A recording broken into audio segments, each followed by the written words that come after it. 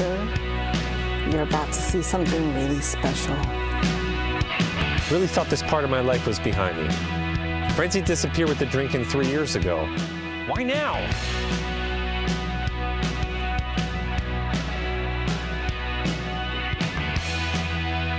This makes no sense, and I'm right on the verge of freaking out. Back from your life. These people can be animals. What you burn. Thingy's out. Some bitter things you should never. Good cheese. Learn.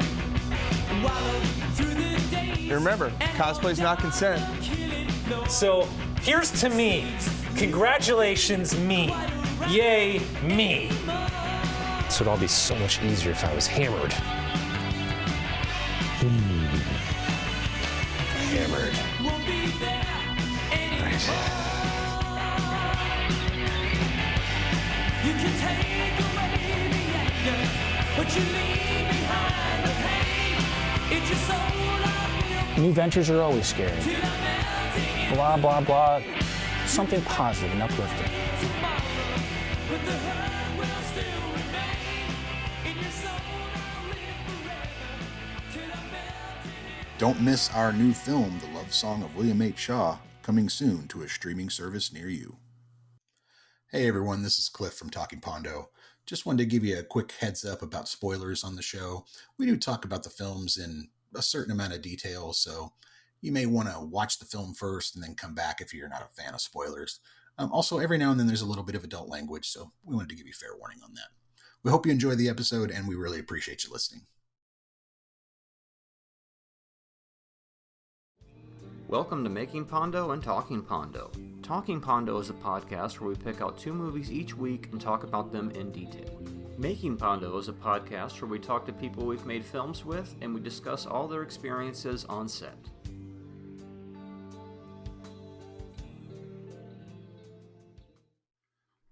And we're back. Episode 14. Episode 14. Episode 13 went pretty well, I think. Yeah. I think it was a pretty good episode. Wasn't cursed at all. Oh, it seems like just yesterday. Seems like We it does did. seem like just yesterday. So this week, let's see. I gave you the film Sullivan's Travels. You gave me the short movie this time. I did. Yeah, it's like you were trying to top me for giving you that thing you do. It's like you're trying to outdo me on that. Because almost famous. Untitled version. Mm-hmm. That thing's 3 hours, 2 hours and 50 minutes, something like that. It's damn near 3 hours. Quite a long movie. Those were our 2 movies for the week. Sullivan's Travels from 1941 Mm-hmm. and Almost Famous, the Untitled Director's Cut from 2000. 2000. We're back to the early aughts again. First time since A Knight's Tale. Now we go back 1 year further to Almost Famous, but not the theatrical cut, people. We did the longer version, which I feel really does change the movie a bit. The 2 hour and 41 minute version. Mhm. I would agree with you that it changes the movie. Does it change it for the better? We'll talk about that. All right. So do you want to talk about Sullivan's Travels first? Yeah, it's a shorter movie. I think. I mean, not that I don't have a lot to say about it, but I think I probably have just based on length, probably a little bit more to say about Almost Famous. So, yeah, let's knock Sullivan's Travels and get it out of the way. Let me grab my notes here. All right. So this one was about 95 minutes. Hour and a half, exactly. Something like that. Mhm. And yet, it feels like they crammed a 2.5 hour epic into the film. They did a lot with the movie. It moved one of my notes is that it moved really well. Like it just seemed to go from thing to thing to thing, moving right along. It didn't really languish much. Yeah. What an odd structure was one of my initial notes of the whole movie, where, and, I haven't seen a lot of movies from the 40s. We'll be seeing more as the pod goes on, I'm sure, and it starts to fill in gaps. I've got some noirs I definitely want you to watch. Not as familiar with Preston Sturges as much outside of the name. And so watching this movie and just analyzing its structure and its framework before getting into anything else about it, it made me think, okay, so we've been watching all of these movies from directors from the 1970s and the 1980s, and they probably grew up with movies like Sullivan's Travels, which probably influenced their filmmaking. Mm-hmm. So is Sullivan's Travels one of the first early instances of we're just going to go all over the fucking place in a movie? Because it's like he goes out and he comes back, and then he goes on another adventure, and it's like, wait a minute, we're in like act 3, but it's not an act 3, and he's off doing this, and you know what I mean? Yeah, it's it's all all the story itself. it's got the I mean, it's obviously, I think for the most part, a comedy. Mm-hmm. And is it the first of that type of movie in a way, or one of the first of that type of everywhere? Like just one of those zany travel movies. It may and be. Then I don't know. And then it kind of works because of it, and then everybody in the future, up until about the 80s, is trying to make movies like this. Everything from 1941 to, I mean, you can trace it through all of it. Mm-hmm. And for them, it doesn't work because they're not Preston Sturges, right? They're trying to make the thing that he knew how to make. Just, I thought it was such an odd structure. But anyways, tell them the story of Sullivan's Travels. So it's about a Hollywood director named John L. Sullivan, and he sets out to experience life as a homeless person in order to gain relevant life experience for his next movie, which is entitled "Oh Brother, Where Art Thou?" Yeah. I love that. I wonder, I haven't dug into the history if that's, I don't even, so that was interesting to me. So basically that's exactly what happens. And along the way he meets, he's basically becomes destitute, and he meets a girl, and she, kind of takes a lot of shine to him, I guess,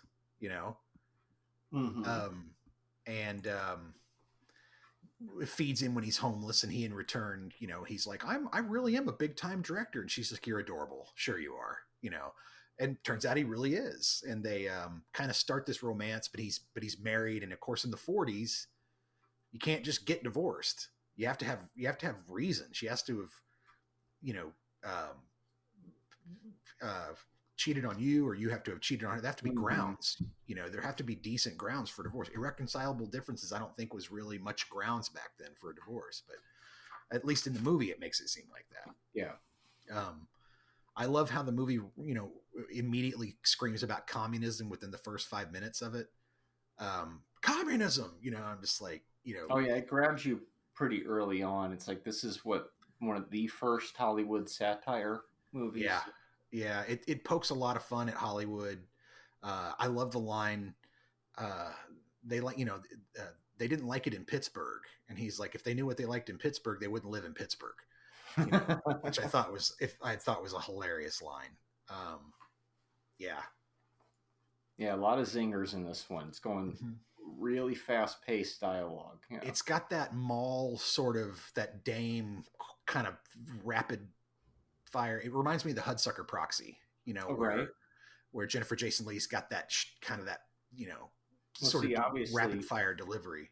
Obviously, Coen Brothers must be heavily influenced through Preston Sturges' movies. I also felt like Blake Edwards must be highly inspired as well, because this felt like if Blake Edwards was making movies in the 40s, this would have been something he would have made. It's like, you don't get SOB without this, which is another Hollywood satire. So there's even a character in that movie called Sully. And it just made me think of that right away. So coincidence? I don't know, but it seemed to fit.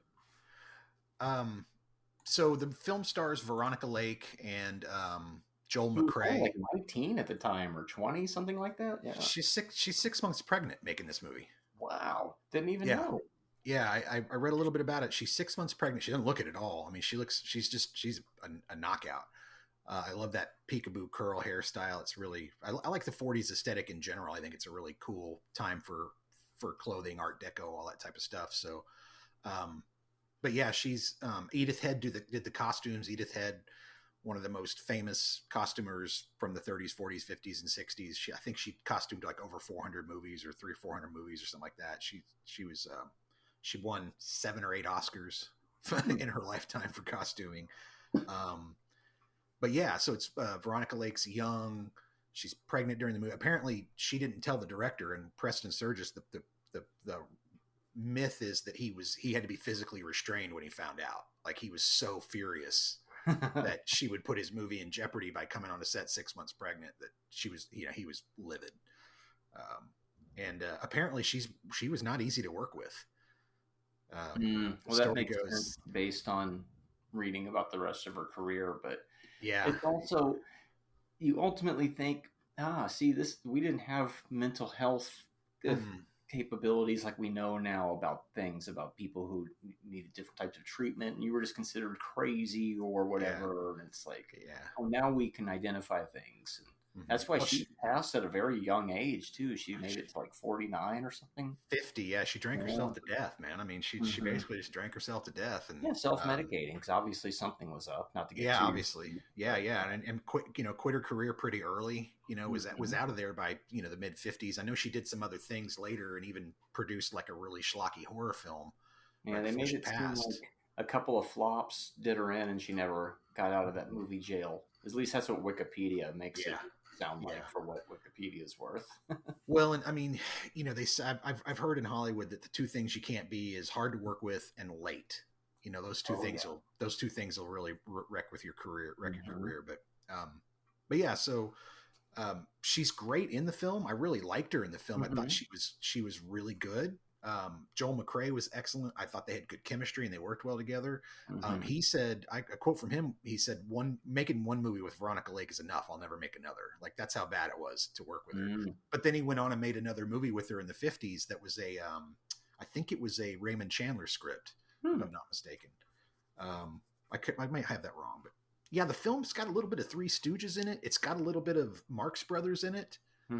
It feels very much of that time in comedy, that long sped up chase scene with the bus and the kid in the car. Probably killed at the time, I'm thinking. Oh, I bet it haven't did. seen that yet. Yeah, I bet it did. Back in the day, you just speed the film up for the chase scene and no one had a problem with it, and they did that up into the 60s and the 70s, and then it kind of fell out of fashion when they started doing, like, in the 70s and the 80s, stunts became more and more realistic. Yeah. Harder to do, and you wanted to, you didn't want to speed it up. You wanted to capture it all in the majesty of whatever that you were doing, I guess. But yeah. And they mentioned Vegas in the 40s. Like, I mean, gambling in Vegas started in 31. So in 41, like, Vegas is 10 years old and they're already going, it's a real experience, brother. It's an education. Right. It's like, what was that town like in 41 before all the families showed up and the kids showed up? You know what I mean? And so he goes out pretending to be homeless. How many times in this movie does he start his travels over again? Well, so he let's see, he goes out and I love the classic, like handkerchief on the stick hobo thing that he's doing. So he goes out and he's got an entire, because he's a multi-millionaire filmmaker. So he's got butlers and staff, and they're all following him in this giant, they call it a land yacht, but it's a giant bus. And so they're just following him as he's walking and stuff. And he gets in the car with that kid to get away from him, and finally gets away from him, and then makes a deal, is like, go to this next town and I'll just meet you there. Yeah. And he meets Veronica Lake. And then from there, somehow they end up back in Hollywood. I think he's like, no, I really am. And then he's like, okay, well, let's stop this and go back to square one again. Mm-hmm. And she's like, I don't want the easy route. I'm just going to go back home and all that. And then it's been a couple weeks since I watched it. So I know they go out together. Is that what happens next? They go out together? Yeah. Yeah, he basically is like, let me help you out, and then stay here. She's going to go back home, and then she figures out what he's doing and is like, well, I'll just join you, right? It'll be more fun. And then as we get closer and closer to New York City, or Chicago, I'll just catch a ride the rest. Oh yeah, that's right. And so they go out, and it's the first time they go out, it's kind of fun and funny. You know what I mean? Like, they're laughing at the having to get on the train, and they're laughing at this and that. It's kind of lighthearted, but then and they go back home. But then the second time they go out, it's pretty rough. Like, they're digging through trash. They actually kind of get separated from their support system. And another odd part of the structure, we lose a lot of dialogue all of a sudden, and we're like deep into the movie, and so now it's like different type of montage. This late in it, but I also stammering. Back then, they hadn't completely figured out the structure of how we make movies now. So I feel like they were still changed over time for sure. throwing it at the wall, and so this is their version of the '80s montage or something where we don't have a lot of dialogue and we show them being homeless and realizing what the hell are we doing, and then we run back to our money again.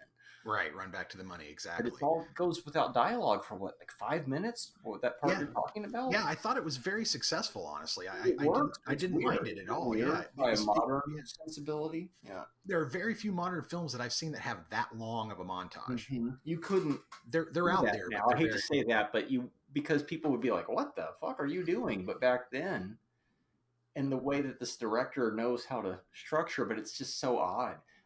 Once again, another movie that I can't say I've seen another movie that's like this that we featured on this show, just for weird choices like the second travels being mostly silent. Yeah, I mean, he gets out on the road that first time, and I thought it was funny because he immediately runs into a widow with an agenda who's like, "Oh, okay, well, here's a new guy I'm going to keep," and oh yeah, I forgot about that. So he has to flee from her, and then enter the bombshell. There's a great line where she says, "Mr. Smearcase, that's my knee," where she's talking about, talking to directors or people in the business. And all I could think of was Harvey Weinstein. I just thought, nothing changes. It all stays the same, yeah.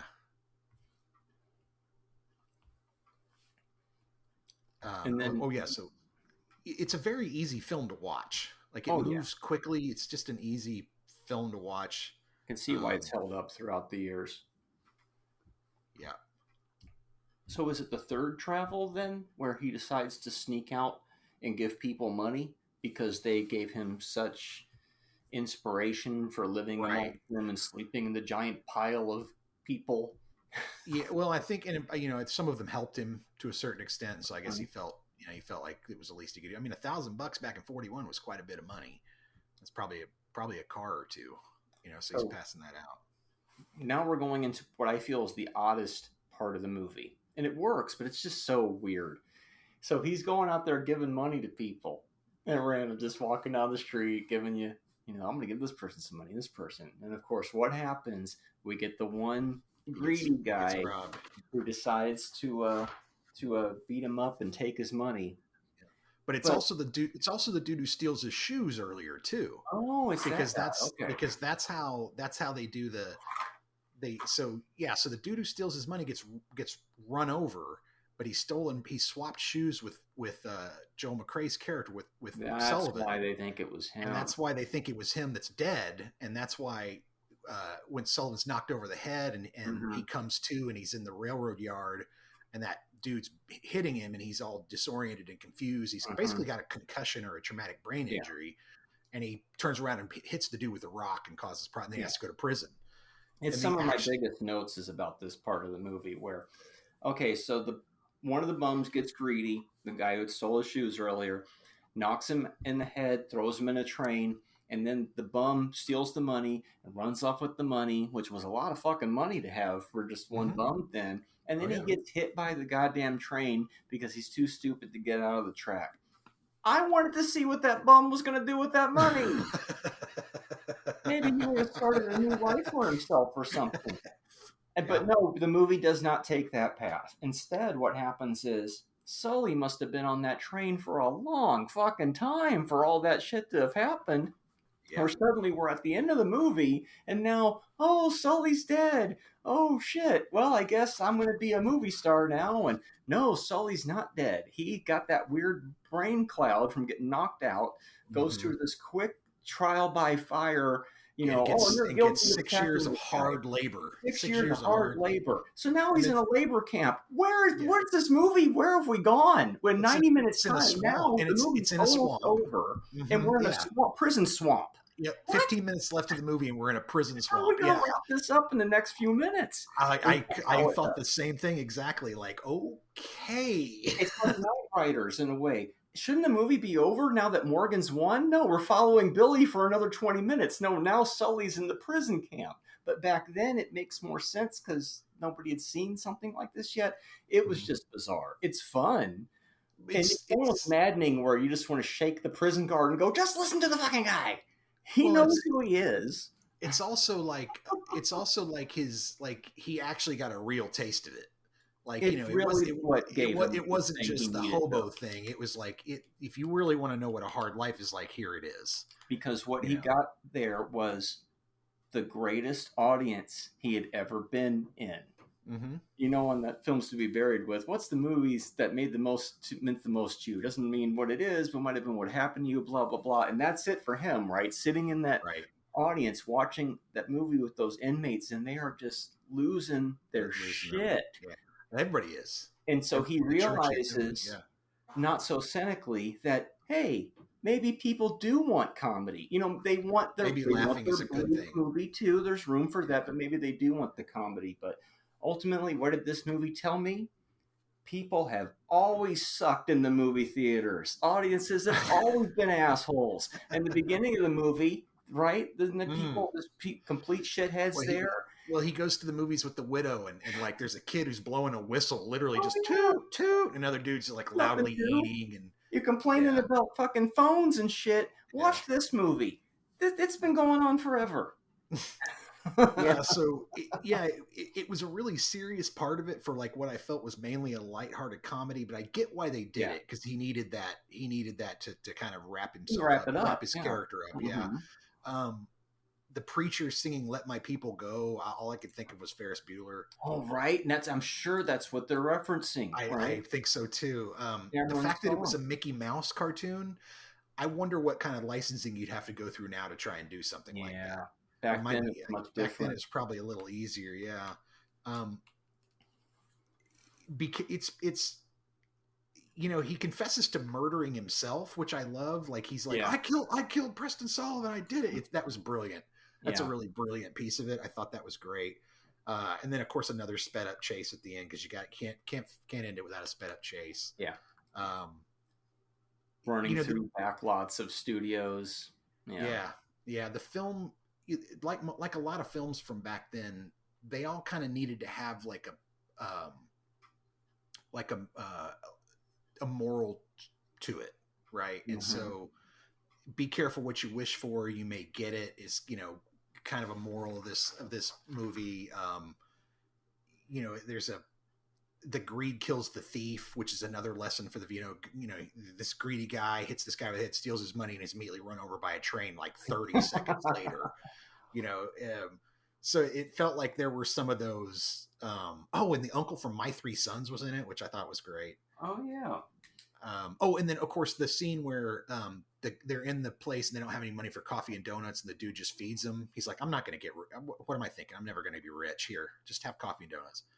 And then he gets, they give him $100 when the land yacht shows up.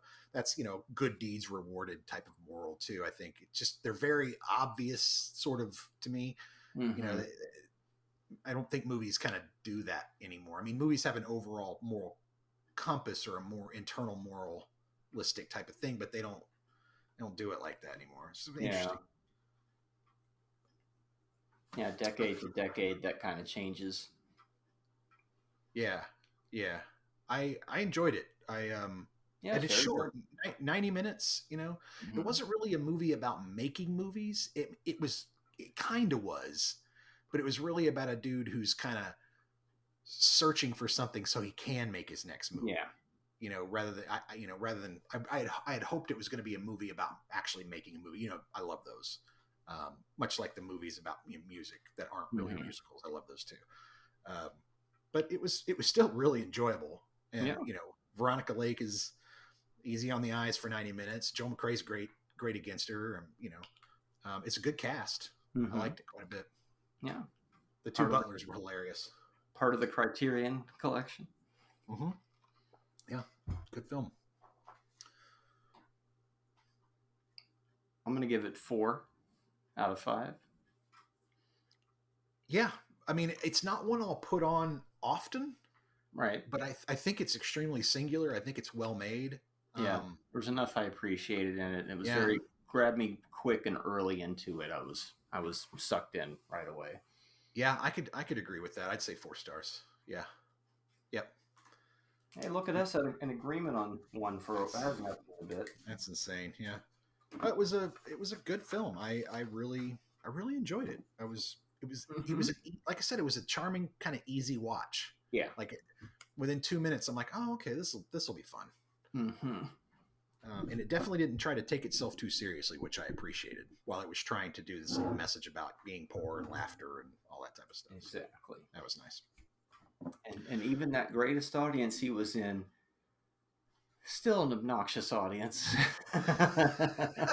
Which goes back to my original point of kid with a slide whistle, kid with a cell phone. You want to strangle both of them.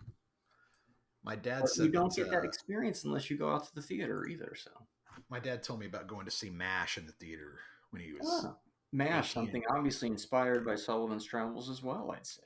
I think he was 19 or 20, he said, maybe 18, but he said that, of course, that's, and I didn't understand this until later, but, Altman kind of pioneered a new technique for dialogue and audio in that film. Mm-hmm. And my dad said that people were laughing so hard, and he was laughing so hard that he didn't catch half the movie.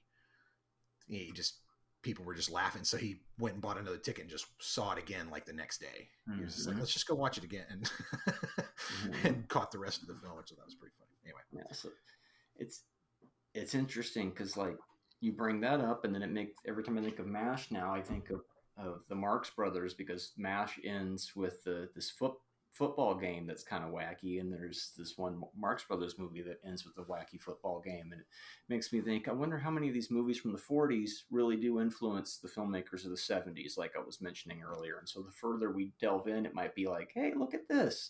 Mm-hmm. This is that treasure trove of what they tried to replicate. Sometimes it works, sometimes it doesn't, and sometimes it becomes the new Maverick thing. They figure out a way to tilt it and move it in another direction. So film history here on Talking Pondo.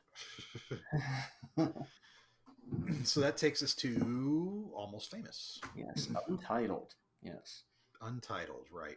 Now, the kid, what's his name? Patrick Fugit, the lead character, the journalist kid in the movie. Yeah, Patrick Fugit. Yep. He has said that over the years, if he's flipping through cable and he sees the movie, he'll stop and watch it. But if it's the theatrical cut, he turns it off because he is so used to nothing but this longer version since. And I feel the same way. I like the longer version more. But let's talk about Almost Famous from 2000.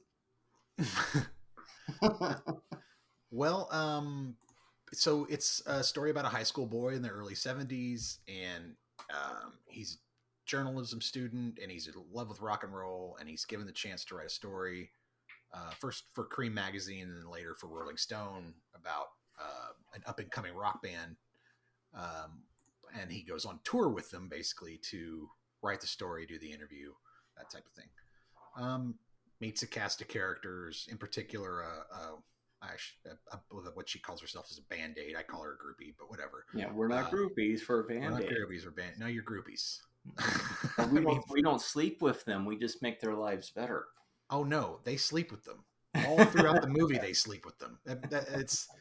I don't know what lie these girls are telling themselves to make it not bad or seedy for them. But yeah, no, these girls, and because every one of them sleeps with the rock stars in this movie. It's not. That was one of my first notes. Was like, no, that's not accurate. Are they trying to protect the kid? Is that what that is? Like they think he's so innocent. They try to gaslight him. Maybe they're gaslighting him and themselves, right? Making it a lot lighter. I mean, later on in the movie, these dudes are literally trading these girls for as poker chips. And he tries to be like, look, everybody knows they just want to stay on the road. They just want to go to the next band. And later he's like, he traded you for a case of beer and something. Yeah, a case of Heineken. Like she knew it, but she didn't. Well, yeah. I think, in life, especially when you're young, you can kind of lie to yourself sometimes. No, it's not really, it's different for me. That's your situation, but for me, it's different when it's the same situation. you know, Mhm. but to you, you're kind of, well, you know, you spin it one way or you spin it another way to make it seem better or whatever. I don't know. But yeah, so Almost Famous. So the first song we hear is the Chipmunks. That's the first song in the movie. So it puts you squarely in what that kid's world is right there before Yep. he starts high school a year early because he Yeah. doesn't even know how young he is. 2 years early. Yeah. 2 years early because he's A lot of that's in the extra parts, I think. yeah, he skipped the first and the fifth grade. So he's 11 in like middle school or something, or Mhm. almost in high school or whatever. The incredibly awkward locker room sequence. Yeah. Where are your pubes, dude?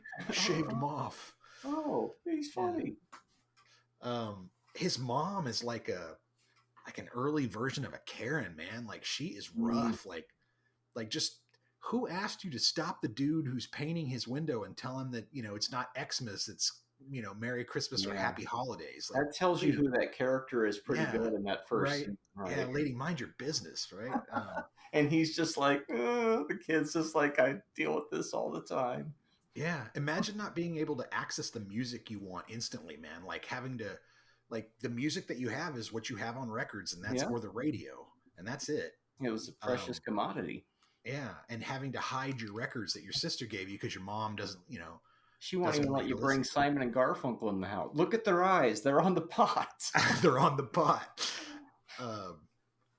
The sister's a little over dramatic too, of course. You know? Yeah, she's. I love it when Especially she in the says, beginning. Yeah. You ruined his adolescence, and her reply is, "Adolescence is a marketing tool." It has some great lines in it. Who put such a high premium on being typical? My response to that is, when you're 11, everyone. Mm-hmm. The last thing you want to do when you're 11 is stick out like a sore thumb. Like that's just an invitation for, especially in the 70s, for bullying and brutality. You know, you don't want to get noticed in that kind of way. Yeah, it's a movie full of great lines. One day you'll be cool. You know, it really is. It's a movie full of really good lines. I feel like Philip Seymour Hoffman really tears into that Lester Banks part. Oh, I'm telling you, that character, you know, I used to think characters like that were completely fictitious, but these people are real. They're like the OG gatekeepers. Mm-hmm. I've met them over the years, and it's kind of like I think they're a little bitter for many reasons, but a lot of it is, I think they really did want to be friends with the band, or they got burned by somebody, and they're just got that, you know. Mm-hmm. I love the whole, what are you listening to? Sweetwater. Kids on drugs. Kids on drugs just hangs up on him. It's Sweetwater. You're listening to the band that you're interviewing. Yeah. That's great. That's I laughed really hard at that when that happened. There's a moment, you know, when they meet and then they have coffee, you know, when the kid meets Lester and they have coffee. Yeah. And then he's leaving. He's like, well, okay, I got to go. I can't just stay around with a kid all day, you know. Standing there. And then they're walking and he's like, okay, we'll see you, bye. And then Lester's just kind of standing there and the kid's like, and William's like, do you need a ride? He's like, no, man, I took the bus. To the left of him, there's a little, it looks like a utility box. And there's a freaking Obey Andre the Giant sticker on it, like really obvious. So it really breaks anachronistic. It really breaks the moment there. I was like, oh, That's look at that. funny. That's hilarious. And then, of course, we cut to they're hanging out and, like, you know, what was it? They're having coffee after that. Because it's like, oh, yeah, you obviously got nowhere to go. Mm-hmm. Mm-hmm. It's kind of like the, who is it? Nick Swarston? Blink and you'll miss it. He's the insane Bowie fan who's like, oh, Bowie, blah, blah, blah. Then as soon as he shows up out of the elevator, yeah. Mm-hmm. Yeah, we talk a lot of shit until they're right in front of us. Until they're right in front of you. Exactly. All over them. Yeah. An industry of cool is also another good line. I mean, Cameron really wrote the shit out of the script. Yeah, this is kind of his magnum opus in a way. Yeah, he's given a lot of musical opinions through the mouths of these characters. But I think my biggest problem with this film is kind of the romanticizing of this groupie type of thing, where it's like I just. Mm-hmm. Well, it's still, she almost dies too, and she almost dies. So they do show kind of the ugly part. Yeah, but she's like, what, 17, 16, 17? That's how old I am too. And then they go through all that. And so we don't, we get don't an idea know of her how old age. she is, but we don't really find out, I don't think. Yeah. And then we see the new groupies come in, and Fairuza Balk's like, basically like, we had class, and they're like, who the fuck is this next batch coming in? Yeah. It's also interesting because we're at like 73, and so by the time you get to 76 and then disco starts coming in, that whole scene really was ready to be over. So Lester wasn't completely wrong when he's like, well, kid, you showed up too late, it's over. It's like it had another 3 years of that type of scene before it would switch a bit. Yeah.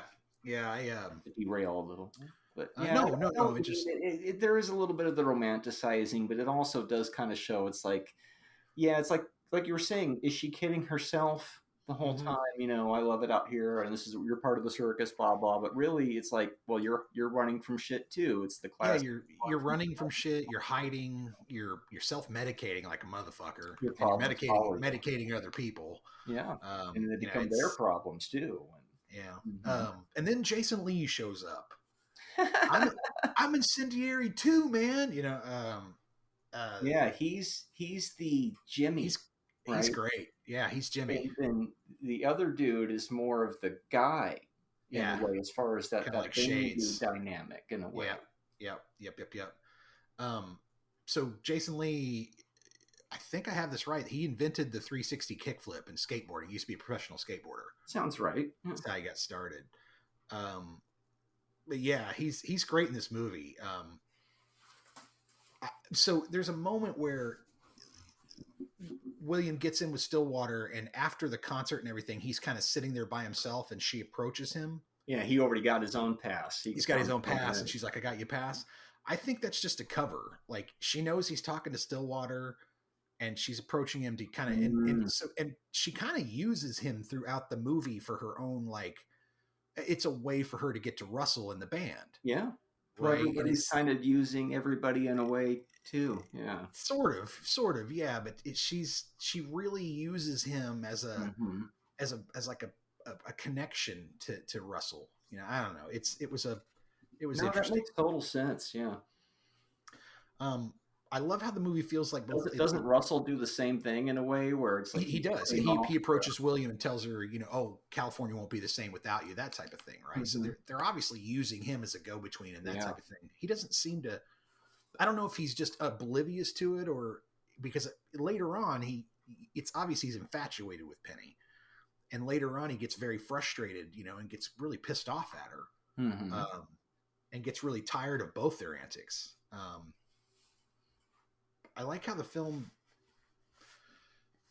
it feels real, but it also feels like a fairy tale, right? It feels grounded in a lot of real stuff, but it also feels like imaginary. Yeah. And I know a lot of good world building and atmosphere. Yeah, I know Cameron's writing autobiographical in a way, or a lot of this stuff, but he's just hiding it, in changing the names of people and places and things like that. I thought the actors in the movie for Stillwater, they actually play that music and sing it, right?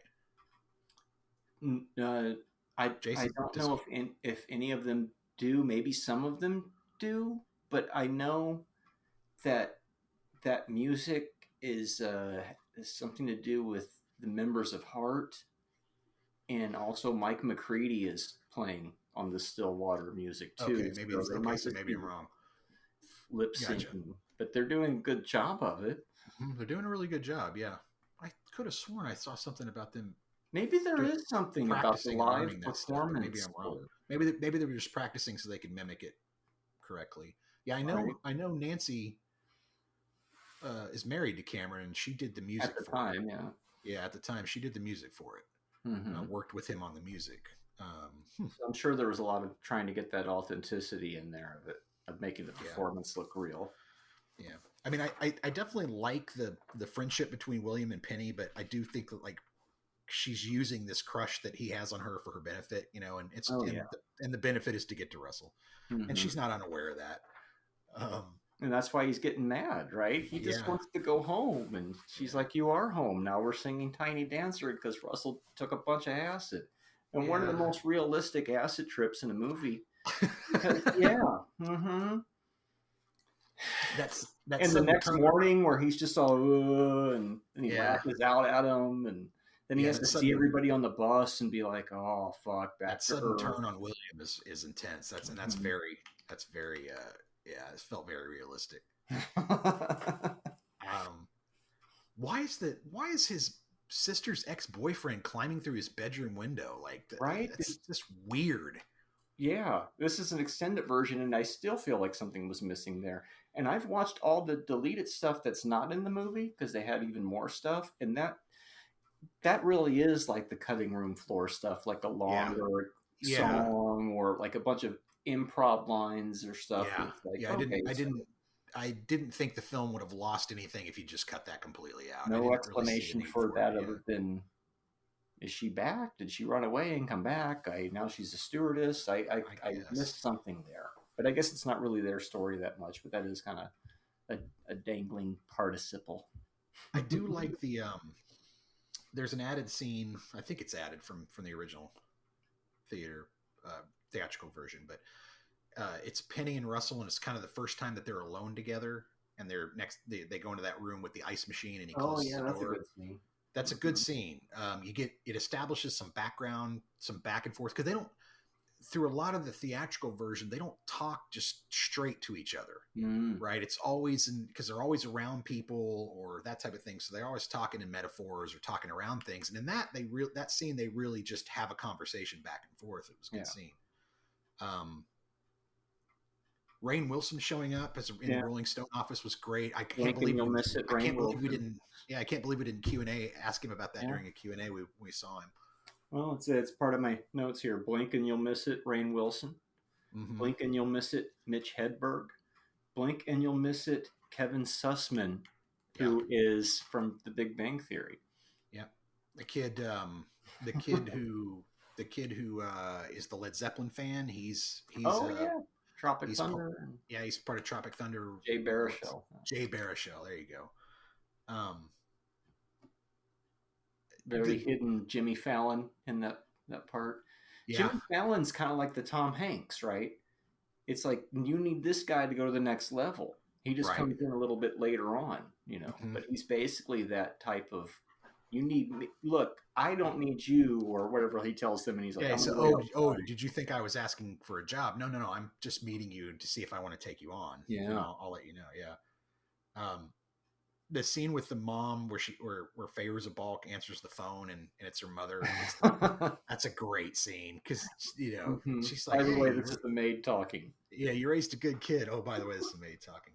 Oh, again, a scene you could have cut, but also pretty good was the radio station with Kyle Glass. Oh yeah, that's an extra scene. But that's great. That's my other note. I counted 6 FCC violations during.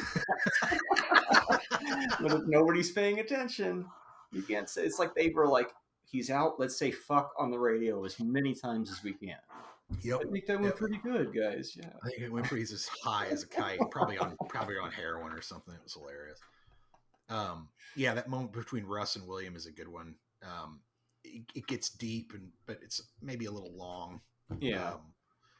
There's that great moment where he's interviewing the bass player, and the bass player is just like doesn't have anything to say, and it's just another like I'm the bass player joke. Like I don't know what it is about bass players and bands, but every movie craps all over. Yeah, that's one of the similarities between this and that thing you do is generic bass player.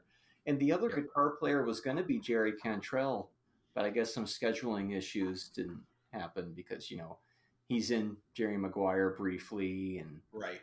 So that would have been interesting. Slightly different movie. He didn't have any dialogue though, so he just would have been that background guy who said just a few things here and there. Mark Maron shows up. He's the promoter that shocks, and that's a similarity between this and The Commitments. Is in both movies, a person is electrocuted on stage by grabbing the microphone. You didn't complete your whole show. Yeah, blink and you miss it. Mark Maron. Yep. You want to buy a fence? And then later, if you would just blah blah, and then Jimmy Fallon's trying to tell him, if you would have had me, you guys would have made your contract null and void. And they all kind of realize, like, fuck. Even the manager's like, yeah, I don't know what I'm doing. The scene where Fairuz is running alongside the bus and yelling and then runs into the wall. That was in the trailer, right? I don't know if that's who did that first. Is that Buster Keaton, or like that gag is great. I love it. It's one of my favorite gags. Oh God, one of the worst lines in the movie. Guys, wake up and look at all these tasty looking high school girls. It's Christ, yeah. Dude. 1973. Oh. Yeah, it's the passing around of the girls. Yeah, again, they're groupies, whether they want. That's where Mitch Hedberg is. He's listed as the Eagles road manager, I believe. He's part of that poker game. Yeah. Right. Okay.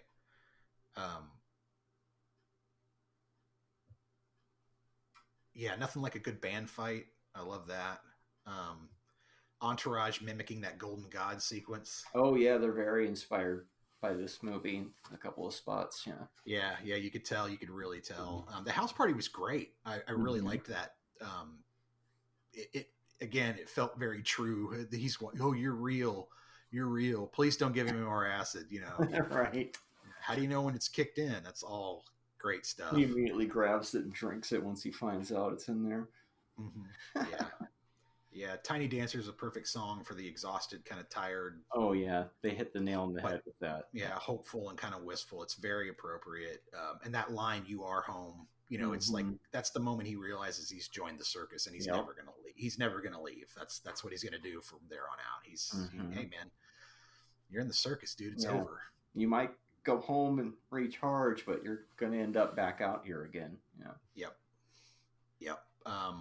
It's a great soundtrack in general.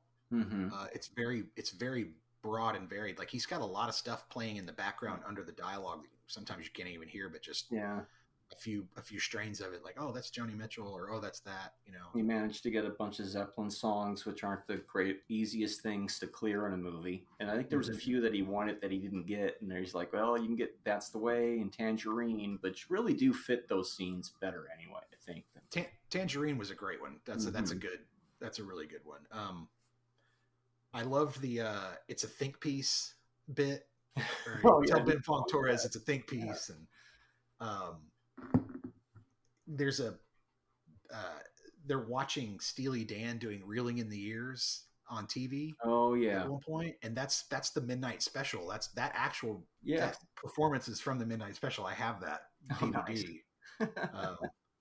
Yeah. And one of my other favorite lines is, "I thought we'd get to know each other a little better, and then I'd see you pee." I thought that was pretty funny. That scene where I don't know, man, just the way things are now back then, and like that scene where he's in that room with all those girls, and they're like, "It's you're virgin. It's time. It's over for you, virgin." And he's like, "No, and he's like, I don't want to do this. I don't want to do this." And they're just like, "Too bad." Like, that's this is the age of consent. Back then it wasn't. Right. Well, it's 1973 and you're on tour with Led Zeppelin and Black Sabbath. Yeah. And again, one of them says, "Leave this up to professionals." Well, I got a different. So which is it? Are they groupies and professionals, or aren't they? Oh, it's a little column. What day of the week it is, I don't know, but I did get a different interpretation of all that this time. That at the end of the movie, or towards the end of the movie, when he runs into, oh man, drawing blank. Like I know things a second ago, and then I go to say it, and the words have left. Okay. Anna Paquin, right? Yeah. Anna Paquin, that's who it is. So he runs into her towards the end, and then they have like that moment. She turns back and looks at him, and then I think, now of course you don't know. I think she's the only one who had sex with him, because they had that little thing. The rest of them were there, but I think that's. I mean, we don't know what happened. Yeah, no, we don't. Like kind of nodding towards. Oh, it was just those two. Yeah. There's a great line after it where one of them looks at him and says, "Any other city in the world, you'd still be a virgin." which I thought was pretty funny. Mhm. You're still a virgin, right? No, and it's like, no, you took this kid on the road and you've completely corrupted him. Yeah. You think was This- going to happen at this is the 15? I point- can't imagine doing that at 15, going out on that crazy life. I can't either. Yeah, and The closest we Cleveland, got was walking into the access station at 15, 16, seeing the True. craziness go that on. was pretty insane. I get Yeah. that kind of vibe from it in a way. It reminds me of like when you see that world of entertainers and adults that are kind of wacky and circus like. Yeah, they really got that vibe right. Yeah. Dragging a 15-year-old kid to the insanity of Cleveland in that hotel was pretty crazy. And this is the point where for me where the movie started to like, I was like, oh, okay, there's still like an hour of this Yeah, left. it's a little lag. Like, Yeah. this is starting to get a little long. I love, but going back to the film, it does feel like an indulgent cut. Mhm. Very indulgent. Like Cameron's like, I'm going to put all the stuff in that I loved and that I want to see in the Yeah. film. I don't care how long it is. Mhm. Which, all, you know, all I the mean, B-sides, almost like a Yeah. novel, yeah. But I like how William is over it at that point. Mhm. Like he's like, I don't care. Give me my interview. Get me out of here. That was pretty good. I liked that quite a bit. I like that change. And so you kind of feel his drag in a way of the movie's got another hour, and you're almost like him, like fuck. And he finally Yeah. does get to go home after he's like, oh, and he's on the phone with his mom, right? And then Russell takes the phone from him and starts talking to his mom. Yeah. Mhm. Yeah, that's a good one. She Be bold scolds and him. great forces will come to your aid. Like, your mom kind of freaked me out. Yeah, the celebrating her birthday, that scene with Russell basically watching his new manager tell her that the plane is too small on her birthday. That's pretty rough. And Yeah. Is that extended stuff, that scene? I think so. I don't remember that being in the movie. There. Yeah. But it's interesting because something very similar happened to the drummer for Billy Joel. Hmm. The original drummer for Billy Joel, he's interviewed in Hired Guns, which is a documentary about studio musicians. And in that interview, he talks about when he left, because he was part of Billy Joel's original band. He plays on all those early albums. And at one point, Billy's manager came to him as they're heading to the airport and was like, Billy wants to lay down on the plane. And there just won't be enough room. And he said at that point, like, he never got another call. He was basically just out of the band. Like, he had to Wow. take another flight home and he was done. 'Cause Billy wanted to lay down on the plane. So anyway, yeah. So that feels very real to me, where they just look at somebody and go, oh yeah, there's just not enough room for you on the plane. Sorry, Mhm. leave you right here. And it really, that scene in particular, I can see why you would leave it out of the theatrical version, because it really makes Russell into a real piece of shit. Yeah. Like, as a person, that's a really shitty thing to do. But yeah, a mojo. I love how they're talking about a mojo, which is a fax machine. Oh yeah. That's great. That's great. And then they quote Dr. Hook about being on the cover of the Rolling Stone, which I Yep. think is Yep. hilarious. I'm a big Dr. Hook fan anyways. So. We already yeah. got one, Hunter S. Thompson. We don't need another one. Because he thinks he's some dude who's like older, like in his 30s or 40s. It's just Yeah. like, yeah, you made all this up. You lied to us. And what's the stewardess connection? See, Like, it's more of the you made it up. It's more of the gaslighting through the whole movie. The Yeah, stewardess Penny- connection? Well, Penny wants to be a stewardess. She does that whole stewardess thing, and then his sister is a stewardess. Oh.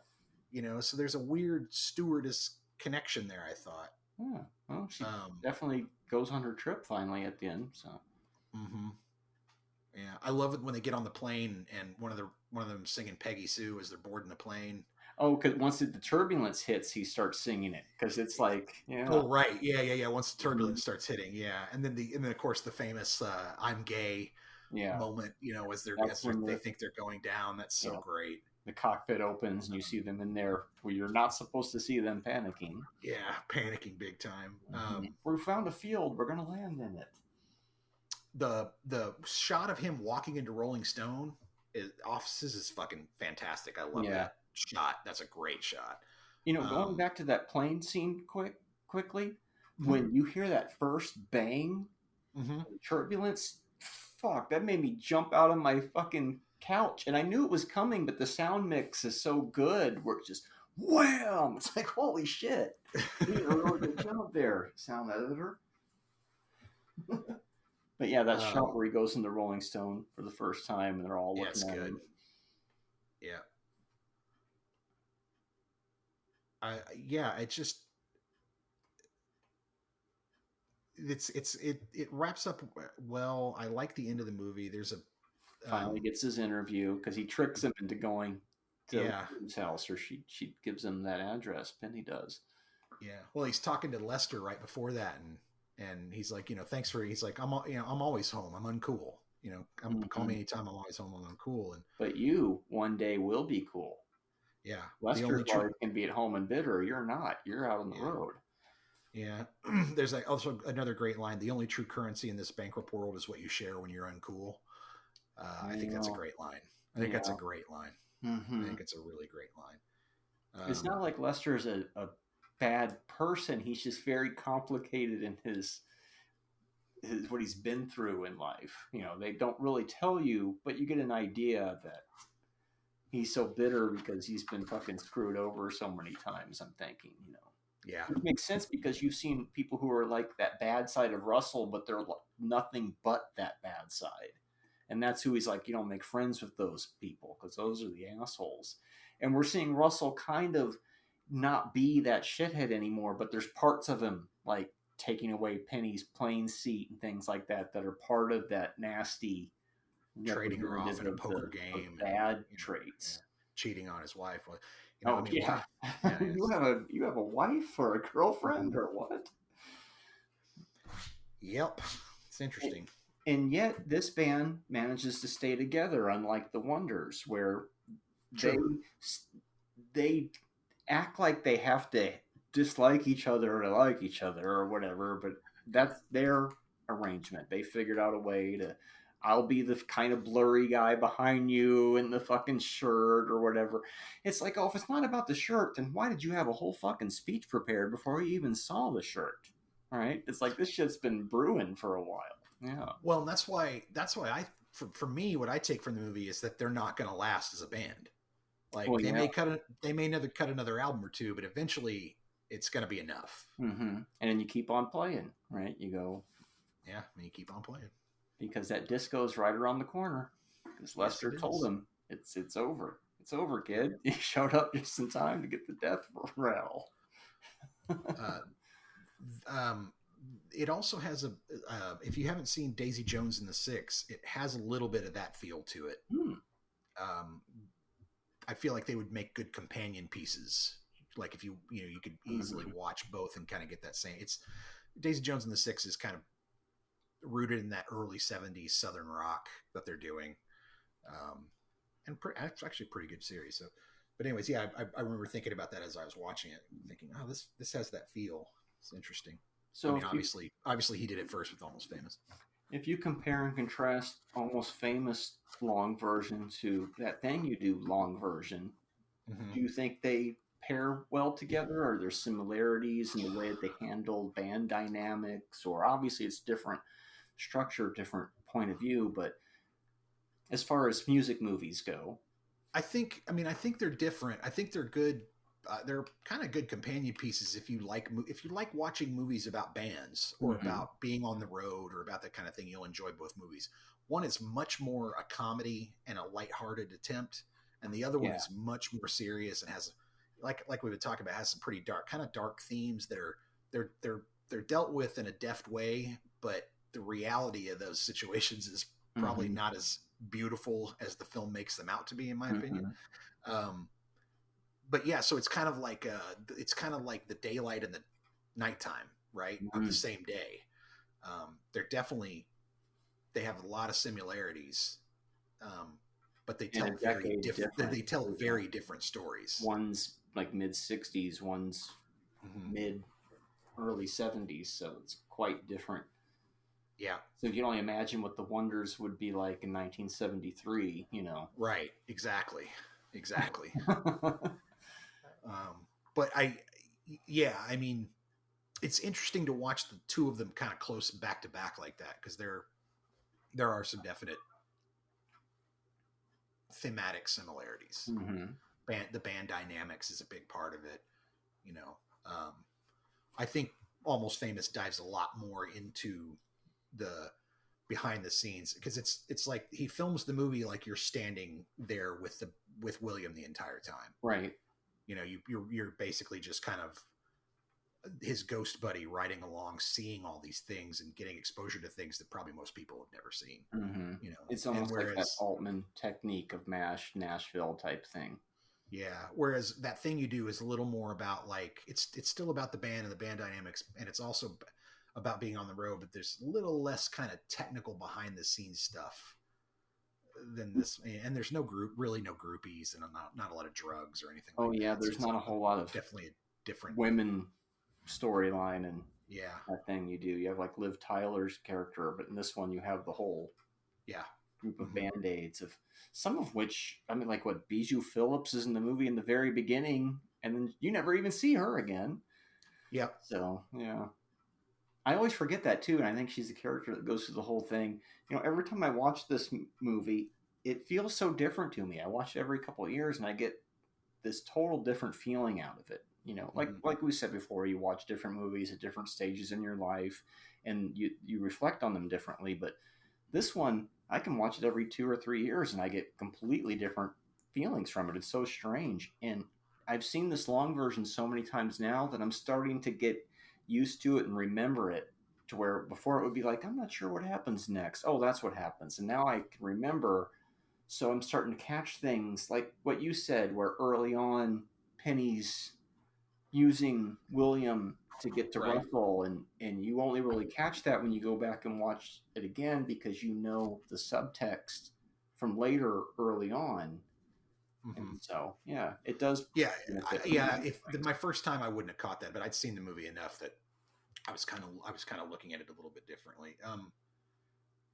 Honestly, for me, it's just too damn long. Mm-hmm. You prefer the regular? I do, and I like the movie. Don't get me wrong. I really like Almost Famous. It was good when it came out. My wife can't stand it. She doesn't like it at all. It's not one of those movies she just doesn't like.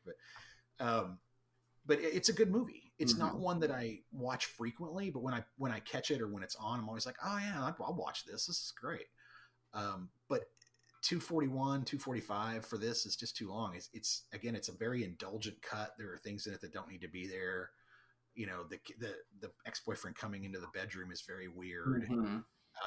There were a few things though that he added, like I said, that I liked, like the first meeting between Penny and Russell next to the ice machine is a great scene. I don't know why he cut it in the first place, honestly. I really don't understand why he cut it.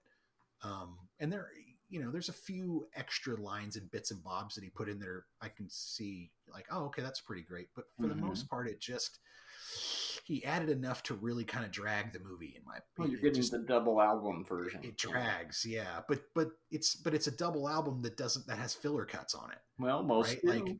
Like if it was a double album that was a banger, I'd be fine with that. Some people think every song on the White Album is awesome, so it's weird, right? I'm glad that we have both, though. I'm glad that we do have both to pick from. Yeah, like that thing you do. It's like they both have. It's an interesting curiosity for me. I think, like it's a novelty. Like that cut for me is a novelty. It's an interesting one to see all the other stuff that wasn't included in the theatrical version. But it's not going to be my go-to when I watch the film. I don't think. Yeah. And in fact, that thing you do, I even that version is still a little long. Thinking back on it, I can't remember what I said in the last episode, but I think I was like, oh, no, it's fine. But even it's a little long, Yeah. Probably could have cut another 10 minutes out of it, but. Yeah, most of the time, I think the theatrical is usually better, even if the director thinks the longer version is better. And I like the longer version of this better, but I do understand that the theatrical probably is a tighter version. Yeah. Of the movie. So I And don't that's- I don't that's have why I any prefer it, I illusions think. of it being Yeah. You like it because it's giving you so much more of that world. Yeah, it's And, just the atmosphere is nice, and so you can just linger in it a little bit. But Mhm. yeah, it probably is about 15 or 20 minutes, just a little. Just a little too long. Yeah. I mean, if it had come in at 2.5 maybe or 2:25, I'd have been like, okay, that's Mm-hmm. I kind of like that cut. But it was like I said, I got about an hour and a half into it, and I started kind of checking my watch. Going, Yeah. damn, how much longer has this movie got? Wow, because we've covered a lot of ground in the first 90 minutes. Yeah, that's where a lot of the heft is. It's like the opposite of that thing you do, where it feels like, to me, it feels like the bloat of The Extended is in the beginning of that one. It feels like the bloat of Almost Famous is at the end of it. Mm. And did you ever see Aloha, which is one of Cameron Crowe's later movies? I haven't. It's okay, but it feels like there should be a longer version of it that makes more sense. It's one of those where it's like, oh, and this movie didn't do as well, so we'll never see, and nor do we We'll never probably see. need a longer Right. version of Aloha. But you get that. I got the sensation of, oh, they took scissors to it again because, Interesting. Well, maybe we'll cover that on another episode. it might, it's all right. Bill Murray, Emma Stone. Mm-hmm. Another Cameron Crowe. I know it's got its controversial issues because she was supposed to play like a quarter Hawaiian and she's white chick. But, that's for another day if we ever decide to talk about that. I don't know. I thought it was okay. It's just a movie. So what do you give the untitled version? I guess called because Led Zeppelin 4 is untitled. So I guess that's why this is called Untitled. I'm gonna give it 3 stars. 3 stars. I would give the original Almost Famous probably closer to 4, the theatrical. But I really feel like this one kind of is a little too bloated and that sort of kind of hurts my ability to kind of enjoy it as much as I want. But I think it's a great movie. I think if you're listening to this and you're on the fence about watching it, definitely watch it. Mm-hmm. When I first watched this movie, the theatrical version on home video, probably around 2001, I was like, it's okay, and then over the years, I've liked it more each time I watch it. And then once the longer version came out, I liked that one even more, and it was out of print for the longest time. And then finally, after all these years, I think you can even get a 4K of it now. I give it 4.5 because I really like the atmosphere of it. It really gets that showbiz vibe so right to where I could just put that on and have it in the background and it gives me that energize that I need. It's something I like to put on when I'm going into writing phases every couple of years. There's just an energy that got captured in that celluloid there where I agree with everything you're saying, but I'm always putting my controversial personal opinions in the ratings because otherwise I feel like I'd be giving boring ratings. So. Oh yeah. I 4.5. Yeah. I mean, if that's what you think, that's what you think. Yeah. For me, it's just not. It's not doing that for me.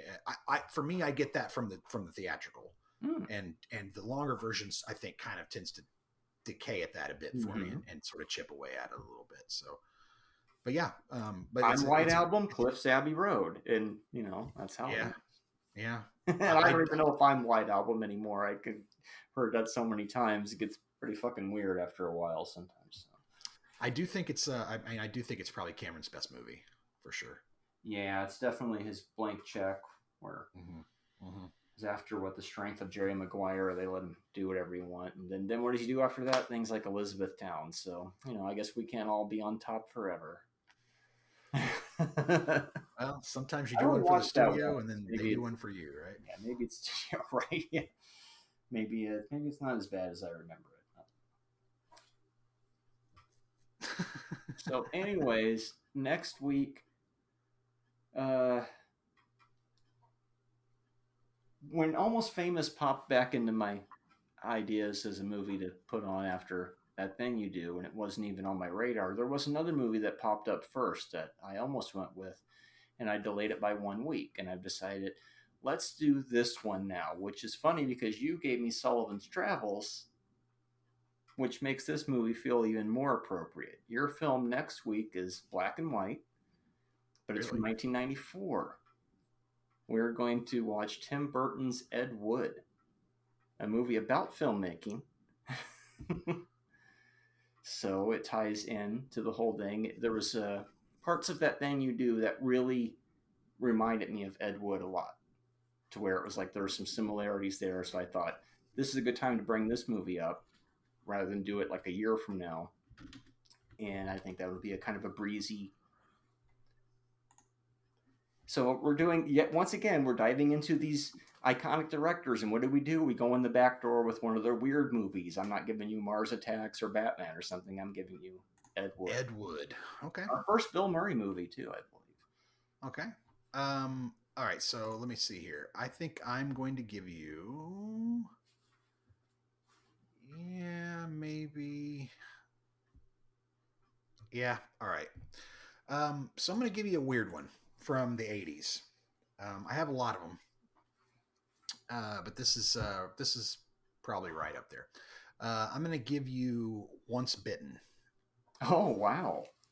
Okay. Jim Carrey, Lauren Hutton, 1985. Yeah, I know it well. I haven't seen it in a while. Jim Carrey was famous, too. Way before Jim Carrey was famous. I think it's his fourth film or his fifth film. Nice. It's early in his career. Both movies feature vampire theme, so that's true.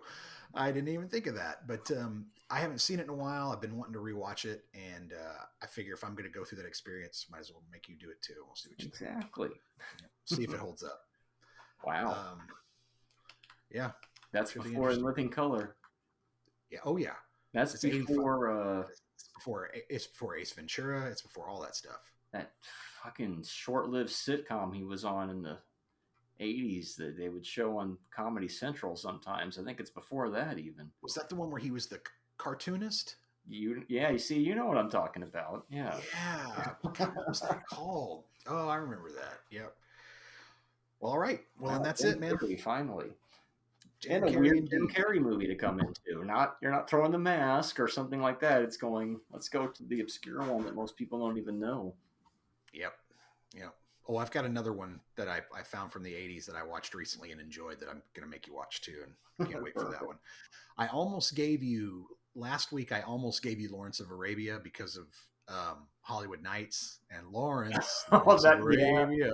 Yeah. But we're just not ready for that one.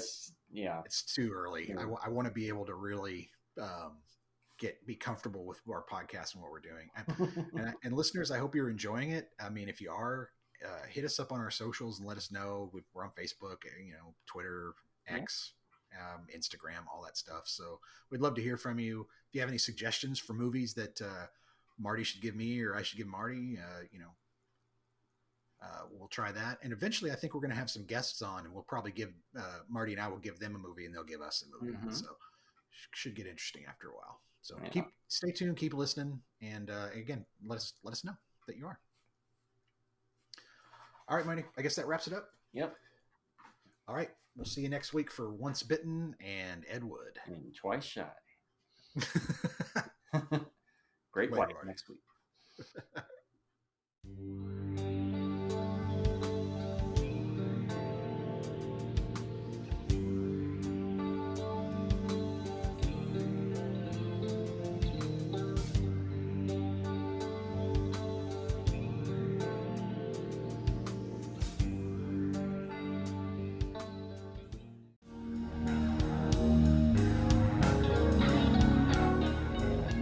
Support the show on Buzzsprout for only $3 a month. Give us a 5-star review on Spotify or the platform of your choice. And be sure to like and subscribe to our YouTube page.